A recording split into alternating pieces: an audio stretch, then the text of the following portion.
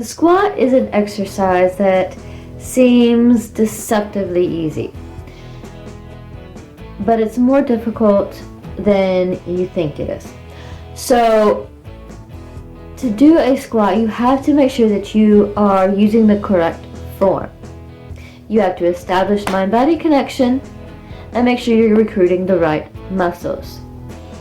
Because if you have incorrect movement patterns and you're repeating those incorrect movement patterns as you're exercising and as you're doing your squat, you are not going to be recruiting the correct muscles, and you're not going to be working the muscles that you think you're working. You're not going to be working the muscles that you should be working, and you're going to be putting undue pressure on joints and undue pressure on muscles that weren't designed to carry those loads. So, what are we going to do to fix these incorrect movement patterns, to establish mind-body connection? The first thing you're going to do, the first phase in the Fitter You method to help establish proper form, is to squat down to a chair. So you're just going to stand in front of a chair, and you're going to squat down to the chair. And then you're just going to stand back up and squat down to the chair. So it's like you're sitting down into a chair, but what I want you to do in this phase is I want you to think about what muscles you're using to sit down. And I want you to think about mostly feeling it in the glutes and the hamstrings.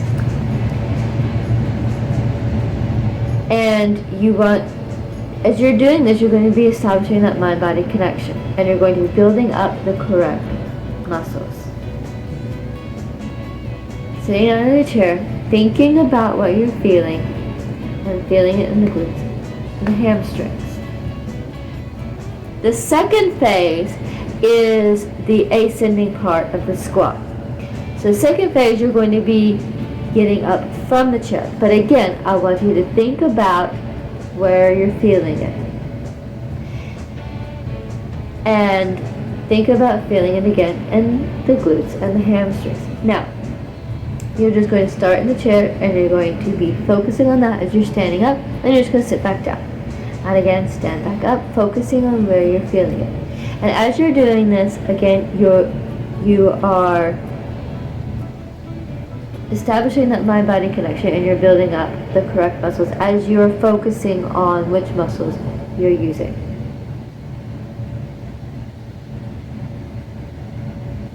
The third phase is going to be the basic free squat. So what you're going to do here is you're going to lose the chair, and you're going to do a basic free squat. So you're putting the two parts together. You're putting the descending and the ascending part of the squat together. And you're only going to go down as far as you can keep proper form. And you're going to focus on that. So you want to make sure that your back is up straight, and that you are feeling it in your glutes and your hamstrings. The fourth phase is the full range squat, or some people call it the Asian squat, primal squat. It's going all the way down. Now, again, you want to make sure that you're using proper form, recruiting the correct muscles. As we've built up through these phases, you built that mind-body connection, and you've worked on range of motion through these phases to get to a lower full squat. So that's phase 4, is to get that full range squat. Phase 5 is to add load. So we're just adding weight. It can be a dumbbell, it can be a kettlebell, it can be anything that has weight. You're going to hold it at your chest, and you're going to do the squat.